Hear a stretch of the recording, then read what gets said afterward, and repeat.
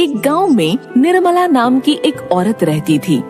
निर्मला की बेटी थी जिसका नाम काजल था और उसके पति के गुजर जाने के बाद घर की सारी जिम्मेदारी उसके सर आ गई थी। वो दूसरों के घर में काम करके अपनी बेटी का पेट पालती थी। एक दिन काजल अपने स्कूल से आ रही होती है।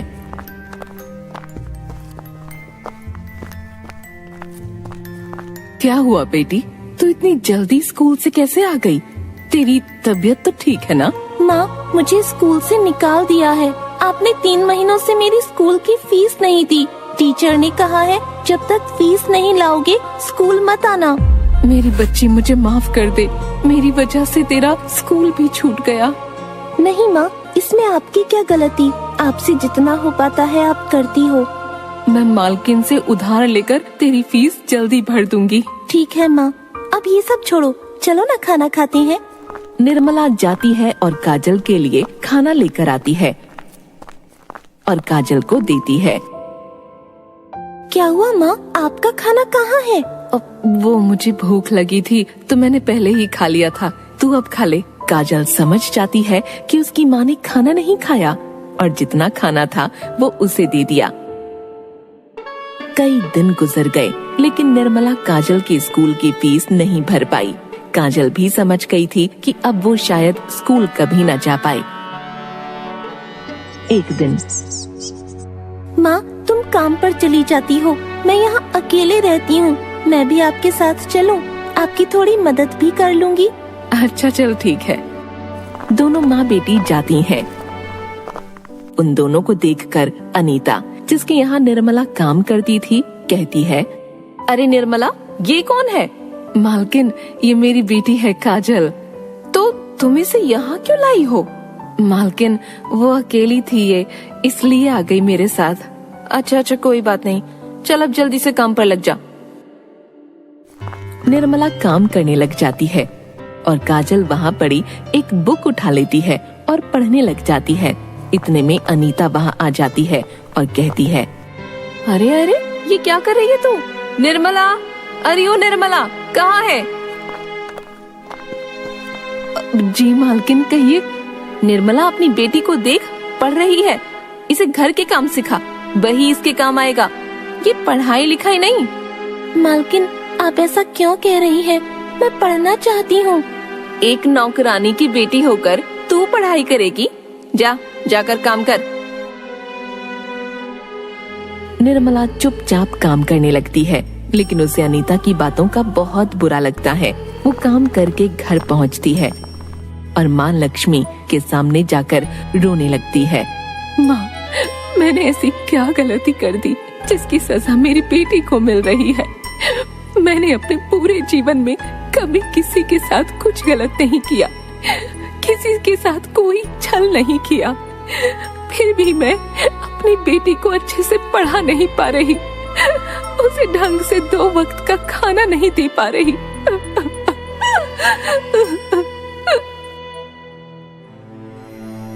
तभी उस मूर्ति से आवाज आई, निर्मला, तुम परेशान मत हो।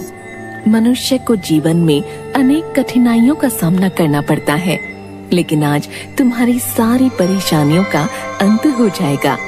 तभी एक बहुत तेज रोशनी में एक जादुई अंगूठी सामने आ जाती है। माँ, मैं इस अंगूठी का क्या करूँगी? ये कोई साधारण अंगूठी नहीं है, ये एक जादुई अंगूठी है। इस अंगूठी से जो चीज तुम चाहोगी वो तुरंत मिल जाएगी। बस इस अंगूठी को घुमाना और मुझे याद करना। धन्यवाद माँ, धन्यवाद। लेकिन निर्मला, एक बात का हमेशा ध्यान रखना, ये अंगूठी किसी गलत व्यक्ति के हाथ नहीं लगनी चाहिए। जी माँ, जी मैं ध्यान रखूंगी माँ। निर्मला वो अंगूठी पाकर बहुत खुश थी। यहाँ अभी कोई नहीं है, चलो इस अंगूठी की परीक्षा लेती हूँ। निर्मला अंगूठी को घुमाती है और माँ लक्ष्मी का ध्यान करते हुए अच्छे खाने की कामना करती है। वैसे ही एक टेबल पर लजीज खाना आ जाता है। वो और उसकी बेटी पेट भर कर खाना खाते हैं और चैन की नींद सो जाती हैं।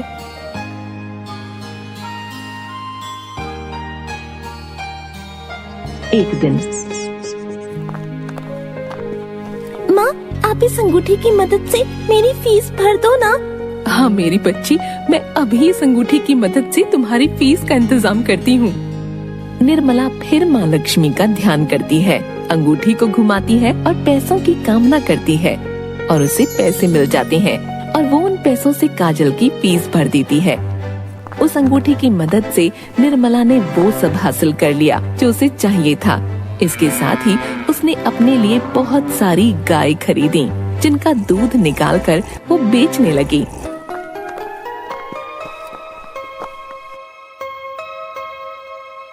थोड़े ही दिन में निर्मला की गरीबी दूर हो गई और वो अमीर हो गई और उस अंगूठी की मदद से वो निर्धन लोगों की मदद करने लगी। लेकिन गांव के कई लोगों को ये बात खटकने लगी और लोग आपस में बात करने लगे। उसके पड़ोस में रहने वाली औरतें भी उससे जलने लगीं। पड़ोस में रहने वाली दो औरतें बात करते हुए, अरे जीजी, इस निर्मला के पास न जाने इतना धन कहाँ से आ गया। कहाँ तो इसके पास खाने को नहीं था और अब देखो सब है। हाँ निशा, तू सही कह रही है, कुछ तो बात है, हमें इसका पता लगाना होगा। हाँ जीजी, सही कह रही हो आप। दोनों देवरानी और जेठानी मिलकर निर्मला के घर की निगरानी करने लगीं। और एक दिन उन्होंने निर्मला को उस अंगूठी का इस्तेमाल करते देखा। और फिर क्या था, एक दिन निशा ने मौका पाकर उस अंगूठी को चुरा लिया। अगले दिन निशा अपनी जेठानी के पास आई। ये देखो जीजी, मेरे पास क्या है। अरे निशा, ये तो वही अंगूठी है जिसकी मदद से निर्मला इतनी अमीर हो गई है। हाँ हाँ, ये वही अंगूठी है। लाला, मुझे दे। आपको क्यों दूं? इसे चुरा कर तो मैं लाई हूँ।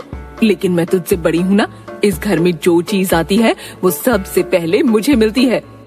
इस बात को लेकर दोनों में लड़ाई हो जाती है और दोनों के बीच मारपीट हो जाती है।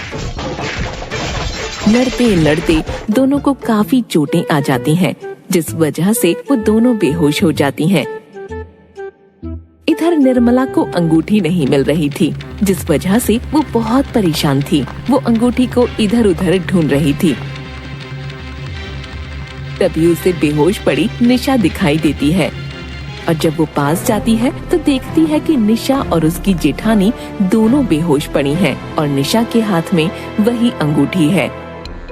अरे, इस अंगूठी के लालच के चलते ये देवरानी जेठानी आपस में लड़ रही हैं। ऐसे तो बहुत से लोग इस अंगूठी को पाने के लिए लड़ाई कर सकते हैं।